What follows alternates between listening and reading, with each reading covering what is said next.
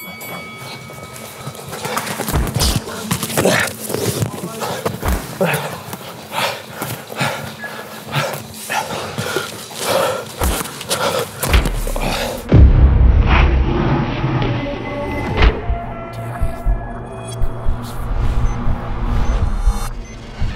va l'œil ou quoi? Ouais, c'est l'œil qui me casse la tête. Ouais. Putain. Je galère à le garder ouvert en fait.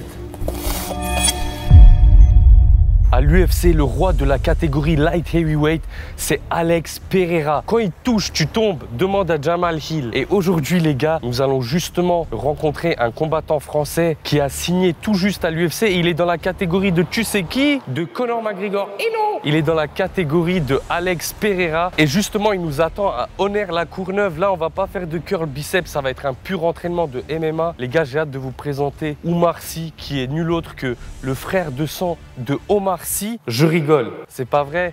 Quand il va voir la vidéo, il va me hagar. Les gars, on va tout de suite le retrouver. Balancez le like, abonnez-vous si vous aimez bien ce genre de vidéo.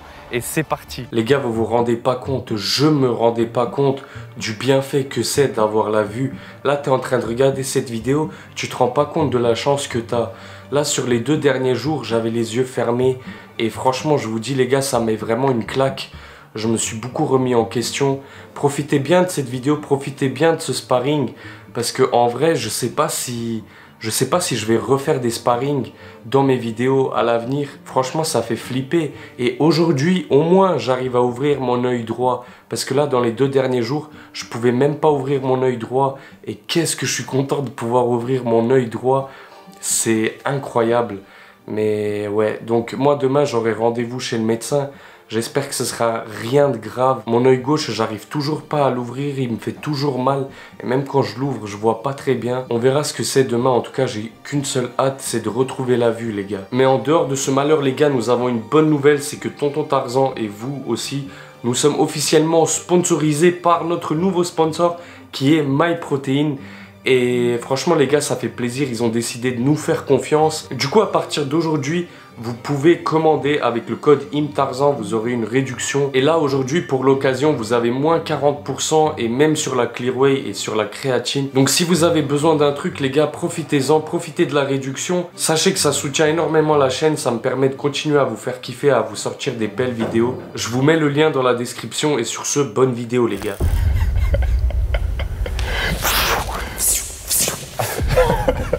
Yo, Oumar, ça va? Ça va ou quoi? Je t'ai impressionné ou pas? Je voulais t'impressionner. Non, pas pour le moment encore. Ok, ça va venir, restez accrochés. Oumar Sy, déjà, c'est un honneur pour moi de faire une vidéo avec toi. T'es mon premier combattant vraiment qui est à l'UFC. Ouais. Là, t'as pas encore fait tes débuts et je suis content qu'on se fasse cette vidéo, on devait le faire depuis longtemps. Avant qu'on commence, tu vois, on va parler de la catégorie d'Alex Pereira, de plein de dingueries de ton futur combat. Mais avant qu'on commence, déjà, il faut que je casse le cliché. Oumar Sy, souvent on va dire Oumar Sy, Omar Sy, tu vois. Est-ce qu'il y a un lien de parenté? Est-ce que vous êtes frères ou pas? Il n'y a rien du tout. Ah ouais? C'est un pur hasard. Après nous, voilà, c'est comme dans chaque pays, il y a beaucoup de noms. C'est pas parce qu'en fait on a le même nom qu'on est de la même famille, tu vois. Mais on n'a aucun lien de parenté. Ok, mais vous avez même presque le même prénom, tu vois. Honnêtement, c'est un pur hasard, tu vois, c'est un pur hasard. Et j'avais vu une fois, il avait fait une vidéo, il a dit force à Oumar et tout. Bah après, il faut se soutenir, tu vois. Ouais. Lui, il a entendu parler de moi, on se parle souvent sur les réseaux, donc ça fait plaisir. Ok, bah Omar, si tu vois cette vidéo, on veut te voir en sparring avec Oumar. Bah, j'espère que ça se fera bientôt. Du coup, Oumar, avant qu'on commence à parler du fait que tu as signé à l'UFC, etc., dis-nous, qui était Oumar Sy avant d'être un combattant à l'UFC, avant de signer à l'UFC, avant de faire tes combats de MMA? C'était quoi ta vie? Tu faisais quoi? Tu passais ton temps comment? Et surtout, comment tu as fait pour signer à l'UFC, pour aller à l'UFC, quoi? Ouais. Bah, étant petit, moi, j'ai été un enfant bien, je pense, bien éduqué, tu vois. Après, voilà, je suis parti à l'école, etc. J'ai fait les études qu'il fallait faire, donc spécialisé dans le bâtiment. Et puis, vu que j'ai commencé tôt, ça m'a vite saoulé, tu vois. Donc après, j'ai arrêté tôt aussi. Et puis voilà, après, il s'en est suivi que, tu sais, souvent les enfants, ils écoutent pas trop les parents, ils préfèrent traîner dehors, etc., les mauvaises fréquentations. Et puis, au bout d'un moment, voilà, il faut savoir se ressaisir et puis passer à autre chose et penser à l'avenir. Et tu faisais quoi, genre, quand tu traînais dehors? Tu faisais des dingueries, genre? Ouais, un peu, tu vois, j'étais sur le terre-terre, quoi, tu vois.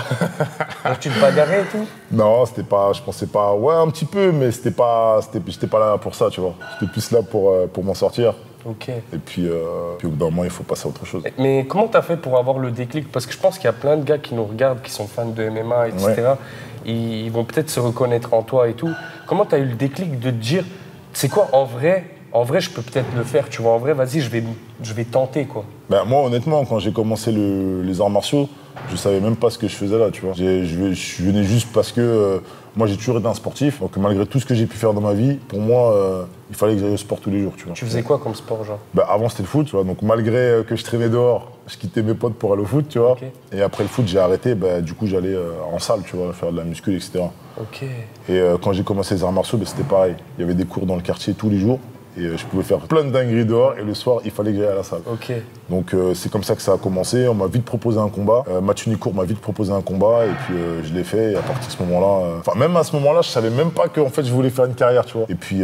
C'était quoi, un combat amateur, genre? Non, je suis pas passé par la case amateur, moi. C'était un combat pro. T'es passé en pro. Ouais, en 3 mois, on m'a proposé un combat pro direct. Ouais. Mais là, t'es à 9 victoires, 0 défaites, Ouais, c'est ça? ouais. Mais du coup, t'as fait que 9 combats dans ta vie.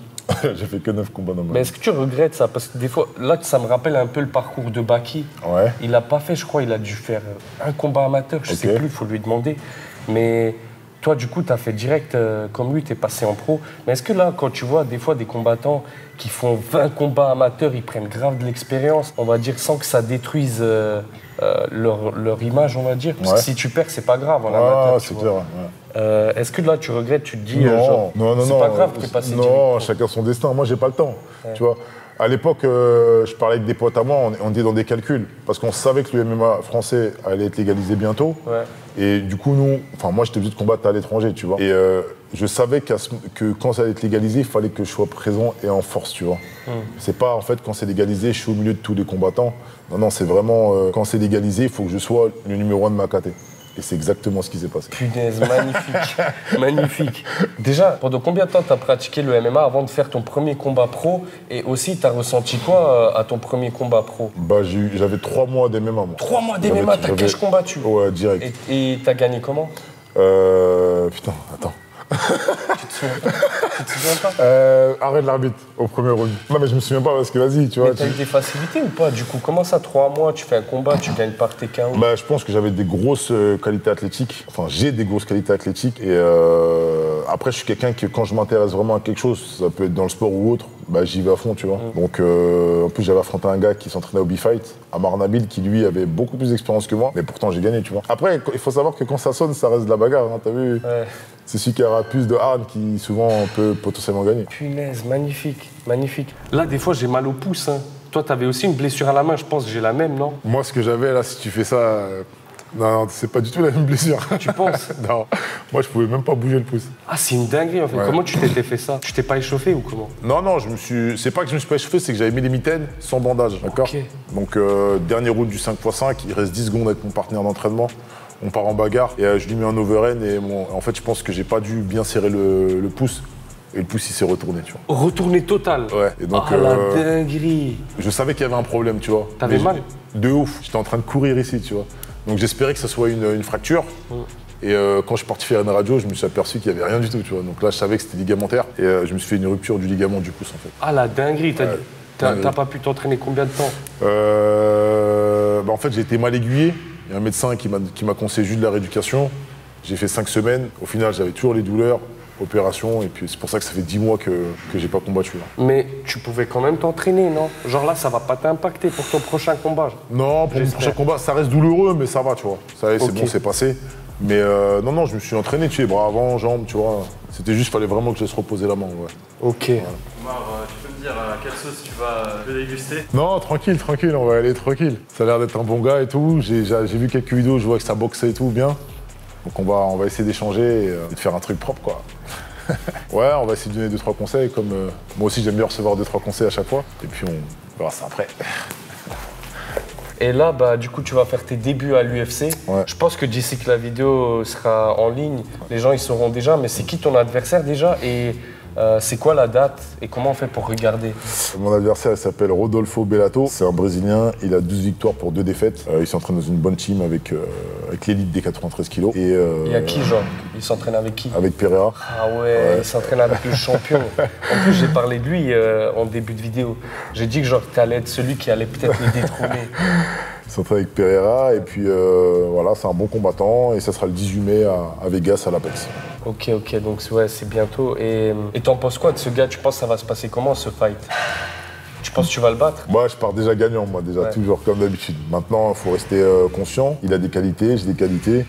Je vais faire jouer mes qualités et essayer de gagner, tu vois. Et regarde, maintenant j'ai une question. T'as vu entre ton premier combat, tu faisais ton entrée, et là maintenant le 10e combat, tu rentres à l'UFC enfin, tu vois? Tu penses que le niveau de pression ça va être le même ou genre là tu vas être plus stressé ou...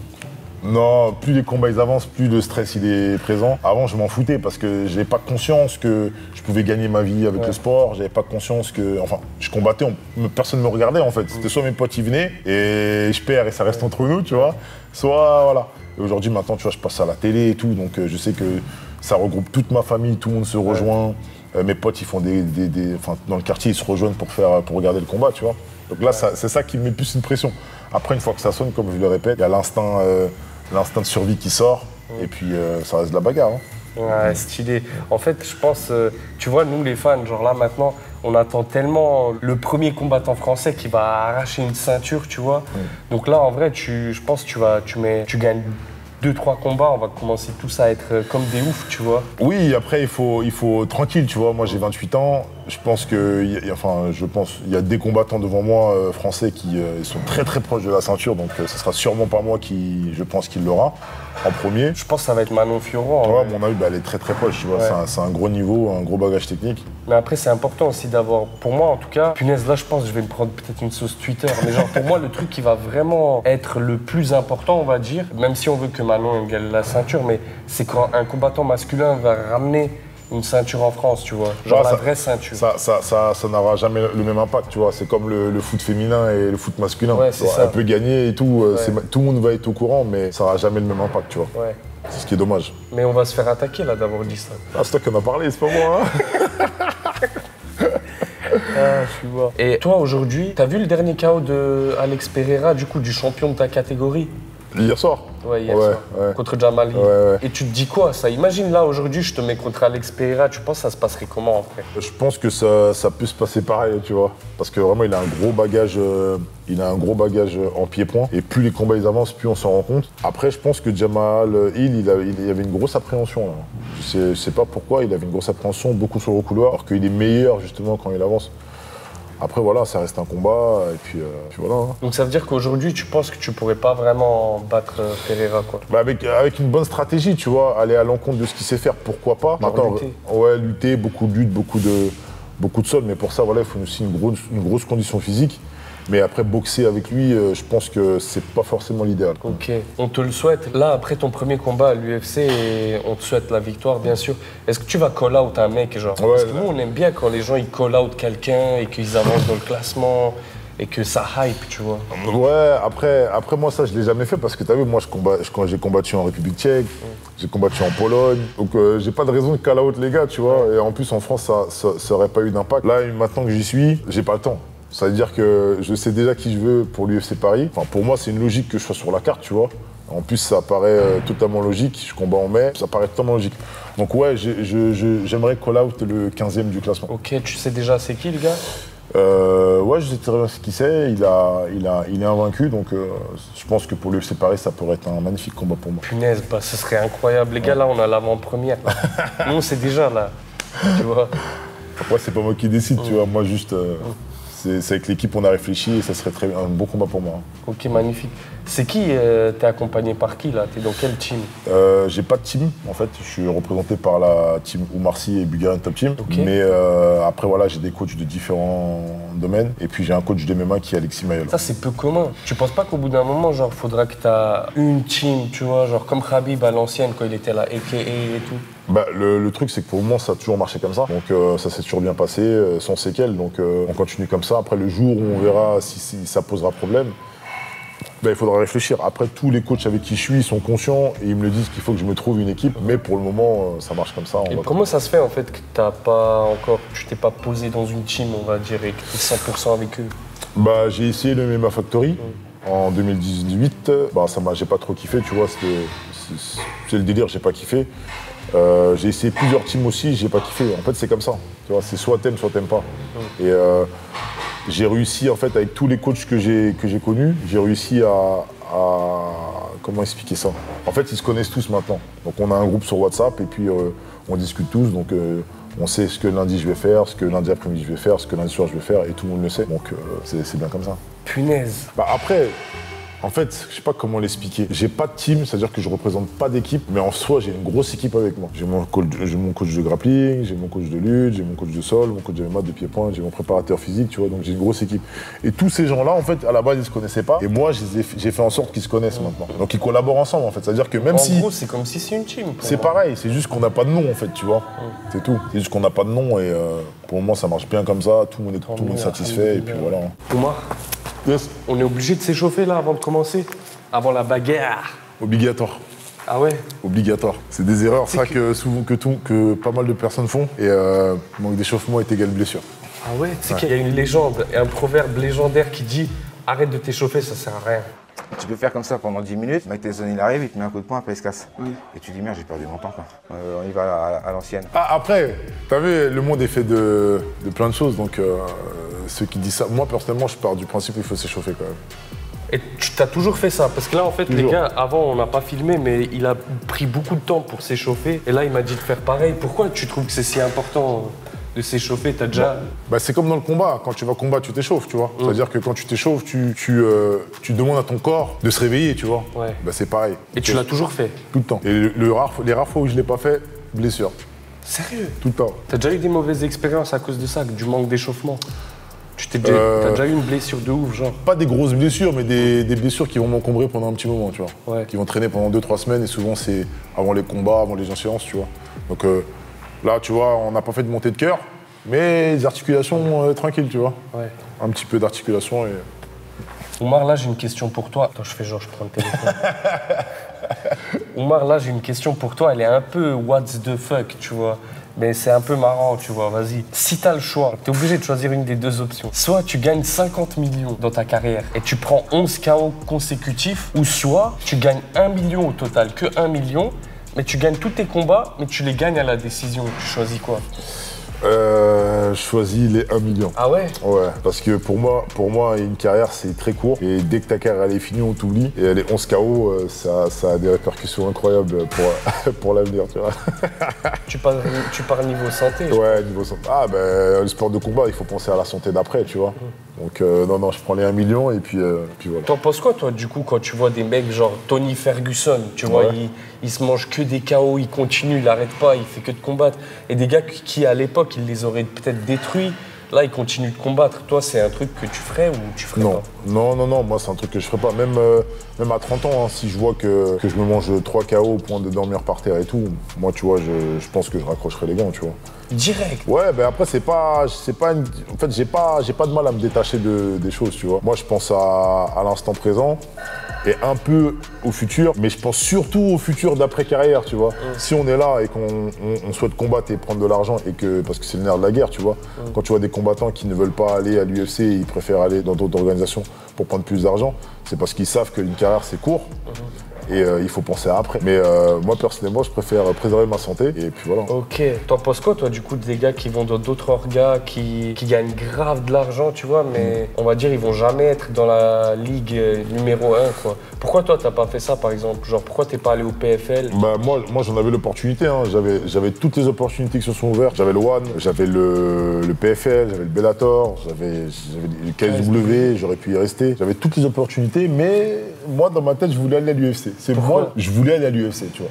C'est moi, je voulais y aller. Je me suis dit, j'ai 28 ans, c'est maintenant ou jamais. Si je vais ailleurs, j'irai jamais à l'UFC, tu vois. C'est ce que je me suis dit dans ma tête. Donc, autant aller à l'UFC et enfin, je vais tout faire pour que ça marche. Si ça marche pas, au moins je pourrais rétrograder dans une autre organe, tu vois.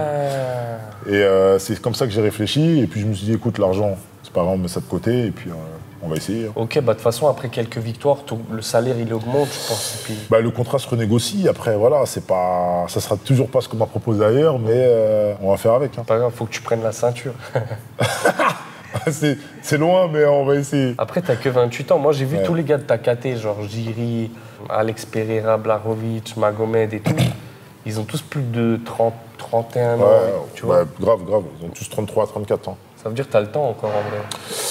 J'ai le temps sans avoir le temps, tu vois. Il faut y aller. Pourquoi t'es pressé? Genre, pourquoi tu dis j'ai pas trop le temps? En fait, je suis pressé, mais je suis pas pressé. En fait, mon instinct de survie est pressé, mais ma conscience est... Ok, tranquille, on y va doucement, mais sûrement, tu vois. C'est comme ça, c'est le combattant, tu vois. Là, aujourd'hui, on sait que t'as bientôt un combat, après tu dois encore faire plein de combats et tout, mais objectivement, genre, sans te surhyper, etc., tu penses que tu te situerais où dans toute la KT, genre dans le top 20? Dans le top 20, je me mets à 15. Ah, tu penses que Je me mets 15. Ouais. Ça veut dire, genre là, tout ce qui est top 10 et tout, On l'a pu le voir avec des combattants français, qu'ils étaient dans le top 15. Il y a vraiment un autre monde entre un top 15 et un top 5. Et ça il faut le savoir, hein, c'est réel. Donc moi, personnellement, là, mondialement, je suis 40, je crois, 40e. Mais je me situe vraiment top 15 à l'UFC. Punaise. Parce que je me suis entraîné avec des mecs de l'UFC, etc. Et j'ai pu voir vraiment mon niveau, tu vois. Ok, c'est stylé. Et toi là, Oumar, c'est quoi ton moteur? C'est quoi qui te drive? Là, en parlant avec toi, j'ai pas l'impression que c'est purement juste de la passion, j'aime trop le MMA, etc. Tu réfléchis déjà à la fin de carrière, à l'après-MMA. Donc c'est quoi le truc qui te motive le plus et pourquoi tu fais tout ça?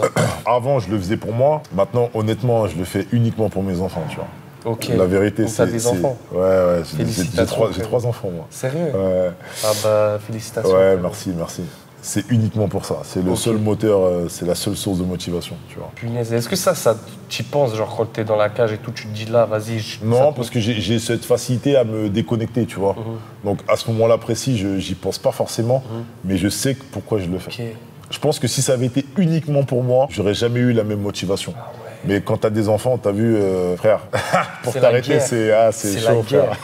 C'est la guerre. Ouais. Ok. Bon là les gars, j'ai un peu la pression, je mets le protège-dents. On va combattre un combattant lourd léger. Là il est à 100 kilos, il nous a dit. En plus il a signé à l'UFC, donc c'est une première pour moi. J'ai envie de voir ce que ça fait. Je vais essayer de l'impressionner. On va tout faire pour. Je pense que tu vas tenir combien de temps? C'est 3 minutes, non? 3 minutes le fight. C'est moi, quoi, je vais tenir combien de temps? Pourquoi? Bah face à toi, je vais tenir combien de temps? Je pense que tu vas tenir 3 minutes. Hein. Bah, toi aussi, je pense que je tiens aussi 3 minutes. Bah, on va tenir 3 minutes. Ah, Oumar, là, quand tu dis que... Oumar, là, quand tu me dis que tout ce qui... Oumar, là, quand tu me dis... Punaise. Ça va tuer, hein. Oumar, là, quand tu me dis que ce qui te motive le plus, c'est tes enfants, moi, ce que j'en conclus, c'est que tu dis ça par rapport à l'argent, etc. Donc pourquoi avoir choisi l'UFC, où on sait que quand tu rentres à l'UFC, t'es moins payé, alors que genre t'aurais été dans une autre orga, ça se peut, t'aurais eu des plus gros salaires. Non, moi j'ai pas parlé d'argent. Tu vois, j'ai parlé d'investissement sur soi-même, c'est ce que j'ai voulu faire comprendre, tu vois. En fait, il faut pas confondre la motivation. C'est-à-dire que quand je dis motivation, moi, c'est mes enfants qui me motivent à aller m'entraîner, etc., à aller chercher la victoire. Et pour moi, l'argent, ça viendra quand ça viendra, tu vois. Mais c'est vrai que si j'avais pensé à l'argent, j'aurais même pas hésité. Voilà, j'aurais été au PFL ou au Bellator, peu importe, tu vois. Ok. Moi, tu sais ce que je pense, c'est que toi, dans ta tête, tu te dis, en vrai, genre, je peux faire des dingueries à l'UFC et après, l'argent, ça va suivre, genre. Ah, mais moi, je sais que je peux faire des dingueries. J'ai fait, à la base, quand j'ai commencé le MMA, frangin, dans mon quartier, tout le monde rigolait. Ah ouais? Je te parle sérieux. Pourquoi? Ils se disaient, ouais, qu'est-ce que... Là, j'avais un combat, je dis, ouais, j'irai à l'UFC, tu vois. Et les mecs, ils rigolaient. 2 combats, je gagne. 3 combats, je gagne. Et là, ainsi de suite, ça commence à comprendre, à se dire, ah, putain, en fait, les mecs s'entraînent, tu vois. 4 combats, 5 combats, je rentre au KSW, tu vois. Ah, ça commence, tu vois. Ils gagnent. Ils gagnent. J'arrive à 9 combats. Et maintenant, aujourd'hui, on me dit que c'est une dinguerie, alors que moi, en vrai, je m'en bats les steaks, tu vois. Ouais. En vrai, je m'en fous. Parce que pour moi, au niveau européen, j'ai prouvé. Maintenant, il faut s'attaquer au monde, tu vois. Ouais. Et pour moi, le monde, c'est à l'UFC. Punaise, c'est fort. Hein. Tu vois, pour moi, il y a moyen. Maintenant, même si ça marche pas, au moins j'aurais fait ce que moi j'aurais envie de faire. J'aurais aucun regret derrière. Ouais. Et est-ce qu'il y a des gars comme ça qui, à l'ancienne, ils se moquaient de toi et tout, ils sont venus te dire, ah ouais, frérot, force et tout? Non, mais ils se moquaient pas en mode, ouais, tu peux pas le faire. Enfin, si, un petit peu, tu vois. Mais aujourd'hui, non, tout le monde y croit. La vérité, tout le monde y croit, tu vois. Après, c'est vrai que ça paraît surréaliste quand tu vois un mec qui dit, ouais, je vais aller à l'UFC. Et en plus, moi, quand j'ai commencé, c'était l'époque où McGregor était à son prime, tu vois. Ouais. De ouf, ça veut dire qu'on se dit, mais vas-y, toi, frère, tu vois. Tu vois, quand on parlait de l'UFC, c'était l'image de McGregor à l'époque, tu vois. Mais non, aujourd'hui, tout le monde y croit, tu vois. Et tout le monde sait que je suis là et il y a moyen. Il y a moyen. Et pour moi, tous les athlètes, il y a moyen. Il suffit juste d'y croire. Mais tu sais que moi, je t'ai dit quoi une fois en DM? Je t'ai dit, en vrai, Inch'Allah, tu vas être le futur champion des light heavyweight. Parce que moi, je me dis ça. Et même les maîtres fumiers, dédicace à vous, ils ont dit quoi? Ils ont dit, ils te mettent dans le top 3 en mode que tu peux aller jusqu'au top 3 ou peut-être même plus. T'en penses quoi quand tu vois ça? Est-ce que là durant toute la vidéo, je te l'ai pas dit parce que j'ai pas envie, en fait, même si je pense que ça va rien te faire, mais j'ai pas envie que tu te dises ah ouais, tout le monde pense que je suis trop chaud et tout, tu vois. Genre j'ai envie que tu continues de en vrai, moi j'ai pas besoin qu'on me le dise. Moi je sais déjà, tu vois.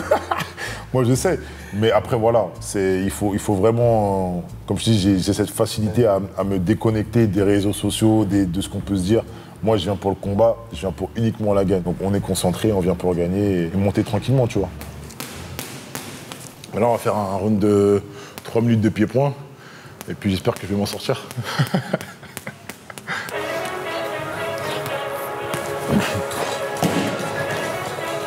Omar, question-réponse jeu. Je te pose la question jeu.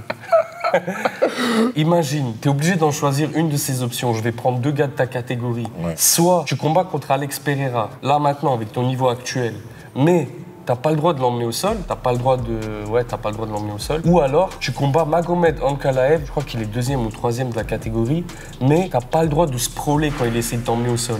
Tu choisis quoi? Je choisis Ankalaev. Ah ouais? Ouais. Pourquoi? Bah, reste en boxe avec Pereira, là, ça va être chaud. Hein. Tous ceux qui l'ont fait, ils sont tombés. Donc, ouais. Non, je préfère Ankalaev. Je prends le risque avec Ankalaev. Il t'emmène au sol et tu fais quoi après? Bah, je me relève. Mais après, à chaque fois qu'il t'emmène au sol, t'as pas le droit de sprawl. Ouais, après, il y a d'autres défenses. Ouais, mais vas-y, t'as pas le droit de faire aucune défense, genre. T'as pas le droit de le choper sous les bras et tout, tu vois. Et du coup, j'ai le droit d'utiliser mon sol. T'as le droit, en mode, t'as le droit d'utiliser ton jiu-jitsu. Ouais, non, je préfère Ankalaev, ouais, c'est mieux.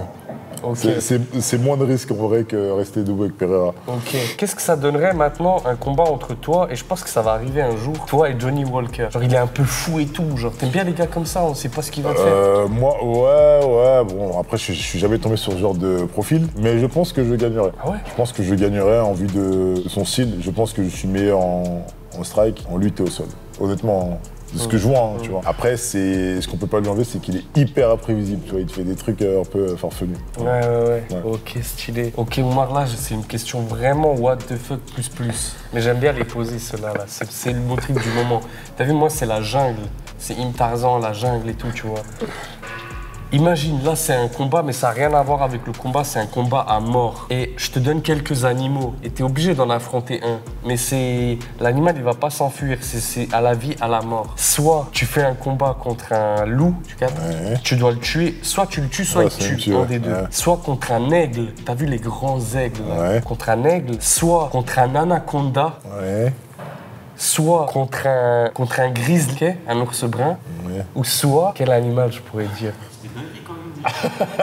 Ah ouais, soit contre une hyène. Une hyène? Ouais. C'est la taille d'un chien, ça, une hyène? Ouais. Ouais, je prends la hyène. C'est qui rigole. Ouais, je prends une hyène. Hein. Ah ouais? Bah, c'est la taille d'un chien, c'est. Là, je t'ai piégé. Hein. Pourquoi? Parce qu'une hyène, c'est un truc de ouf, frère. Comment elle ça? a une morsure de fou, genre elle t'arrache le bras direct. Ouais, le loup aussi, frangin. Alors le grizzly, je t'en parle même pas. à la rigueur, l'aigle, tu vois, pourquoi pas, mais non. Comment l'aigle? L'aigle, tu penses, il y a moyen? Vous, les gars, vous aurez choisi quoi? En vrai, moi, je pense le loup, hein, c'est le plus facile. Un loup? Parce qu'il est seul. En fait, les loups, ils attaquent souvent en meute, tu vois. Ouais. Tu restes sur la hyène? Ouais. Ok. Parce qu'un loup, c'est grand quand même et tout, tu vois. Intéressant. Ouais. Bah, dites-nous ce que vous aurez choisi, les gars. J'aime bien mettre le genre de truc.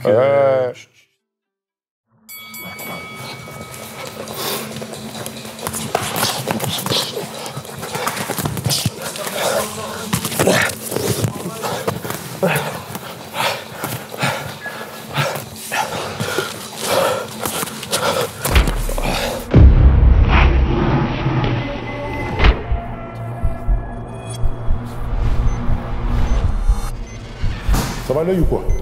Ouais, c'est l'œil qui me casse la tête. Ouais? Putain. Je galère à le garder ouvert, en fait. Je vais écouter ton conseil, je vais aller voir le médecin. En fait, je déteste aller chez le médecin. C'est le pire truc que je déteste, tu vois. En fait, j'ai les crottes de nez qui tombent carrément, tu vois. Mais non, c'est bien. Mais qu'est-ce que je pourrais faire pour améliorer mon jeu? En fait, tu fais trop peur, genre. En fait, non, quand j'envoie des coups, ça va. Mais quand t'enchaînes plusieurs coups d'un, j'arrive pas à... Je sais pas ce qui est bien. En plus, là, t'es quoi? T'es pas à fond, c'est normal, mais je pense que tu vois beaucoup d'ouverture. Qu'est-ce que je pourrais faire pour être plus défensif, plus serein? Bah déjà, faudrait être un peu plus compact, tu vois. C'est-à-dire qu'en boxe, vraiment, on est gainé, tu vois. Après, le fait que tu tournes autour de moi, c'est bien, mais du coup, là, tu me fais des pas chassés. Et du coup, après, je frappe un peu dans la direction où tu vas. Mais il faut être gainé, tu vois. Toujours une jambe l'un derrière l'autre, une jambe devant, une jambe derrière. Et après, il faut savoir aussi que, t'as vu, je fais 1m95, tu fais 1m75. Non, je peux 1m78. Ouais, 78. Et ce qui fait qu'aussi, t'es un loisir. Et moi, j'ose pas aussi te frapper. J'ai l'appréhension que tu peux me mettre un mauvais coup aussi, vu que t'es un loisir, tu vois. Donc, j'essaie de rester vraiment compact aussi, tu vois. Mais sinon, je pense que tu proposes des bonnes choses. Le 1-2, c'est pas mal. Le overhand aussi, bras arrière, tu sais très bien qu'il fait mal, parce que tu le fais souvent. Ouais. Donc, c'est pas mal. Après, moi, le conseil que je puisse te donner, c'est vraiment bien répartir ton poids quand tu frappes. Je suis grand. Ouais. Donc, moi, je suis toujours à ma distance, tu vois. C'est-à-dire que même quand tu me frappes, je bloque, ouais. Tu vois là, boum, et après je réponds, tu vois. C'est-à-dire que je suis jamais là. Là, ici, peut-être que si tu t'es vraiment souple, vas-y. Ouais. Là, peut-être que tu peux me toucher, tu vois. Mais là, je suis toujours à ma distance, tu vois. Mais quand je te dis répartir ton poids, c'est que tu as vu, quand moi je suis là, je vais jamais te taper en faisant comme ça. Il n'y a pas d'impact. Je suis vraiment là, tu vois. C'est-à-dire que même si je peux bouger là comme ça, à partir du moment où je vais taper, boum, boum, boum, je suis stable, tu vois. Boum, boum. On s'assoit, voilà, tu vois. C'est-à-dire que mon poids, il est réparti. Ouais. C'est-à-dire que mon bras avant, quand je le mets, je pousse avec ma jambe arrière. Mon bras avant. Je pousse avec ma jambe arrière, tu vois. C'est-à-dire que là, je suis limite à 70% ici, 30% là. Et quand je mets le bras avant, je pousse avec la jambe arrière. Tu comprends? Ouais. C'est ce qui fait qu'il y a de l'impact. Alors que si je suis là et que je fais juste ça, ouais, pour peut-être tenir à distance de temps en temps, pourquoi pas. Mais si je veux faire mal, ouais. Tu vois. Et pour ça, je me protège ici, tu vois. Ouais. Assieds-toi, écarte tes jambes. Je suis assis, mais je suis encore plus petit alors. Assieds-toi, c'est pas grave. Ouais. Regarde, moi je suis 1m95 et quand je suis là.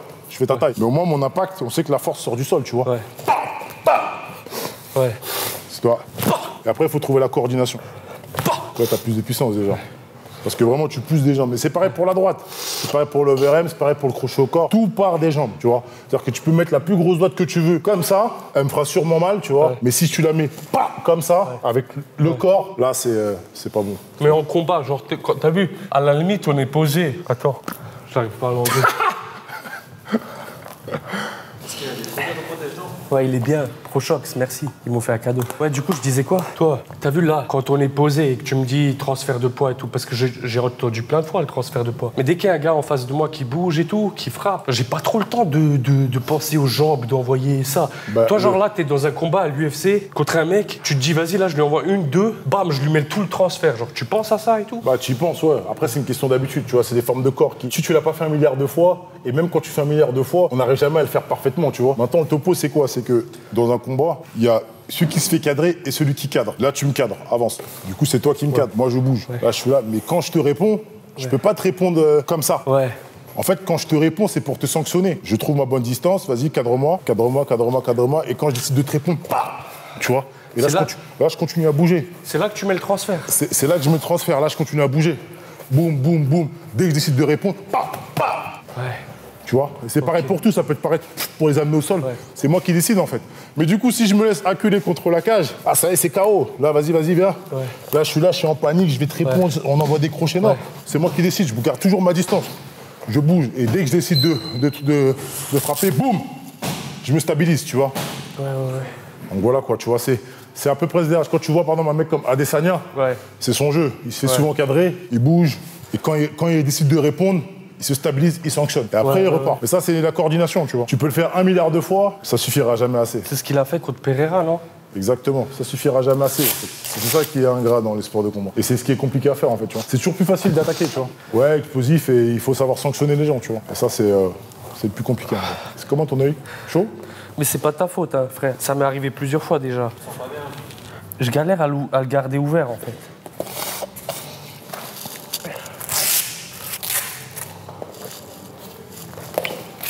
Oumar, t'es où, toi?